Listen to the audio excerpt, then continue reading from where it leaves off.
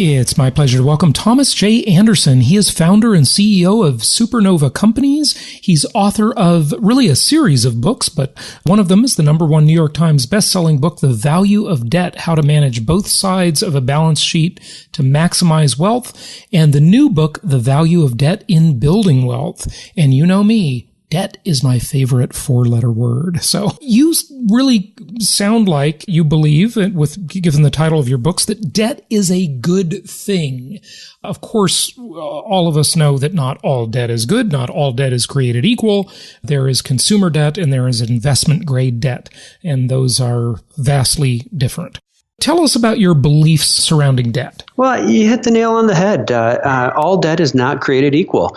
And so I think that people can, companies embrace debt, a strategic amount of debt.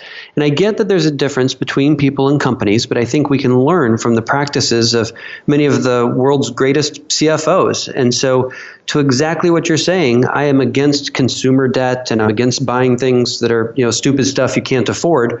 But I am about having a strategy, and a strategy that has the highest probability of success with the least amount of risk in accomplishing your goals, and debt can be a big tool to help you do that. So lay out that strategy for us, if you would. And I just want to make a comment here before you do that, actually. It seems that the thoughts and opinions surrounding debt have really changed. When I started doing real estate investing seminars about 14 years ago, I had to kind of convince people of the power of debt, but it really seems like the word is out and most people get it. And this dramatically changed in 1971, and a lot of us for decades really, and some even still, we're kind of living out of our parents' and grandparents' playbook and old beliefs about debt when really the rules changed out from under them. Of course, I'm talking about the gold standard, and maybe we'll get into inflation and its effects on debt in our discussion, but just outline some of your beliefs about debt and why you say this and why you wrote the book series. And by the way, the series has 3 books, right? Yes, there are 3 books. The first one is The Value of Debt. The next one was The Value of Debt in Retirement. And then we moved into The Value of Debt in Building Wealth. And each book is basically trying to get more specific to a lot of the things that you're addressing. I think from a big picture perspective, where I started with The Value of Debt is basically saying, look, companies have optimal debt ratios. Look at something like Apple.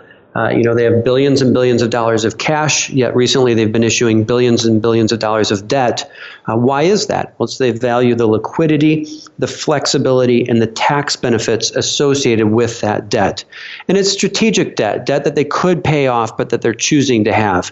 And where you're way ahead of the curve compared to many people is you're hitting the nail on the head. It's not just about, as you said, consumer debt. And I think the word is getting out and generations are changing, that if you have the right debt the right way, it can be a very powerful tool. Now, what I did in the first book, and then we incrementally went more specific, was I started out with a framework using what companies do, but I made it more conservative. The companies are in the business, of course, of probabilities, where people are in the business of surviving first and foremost.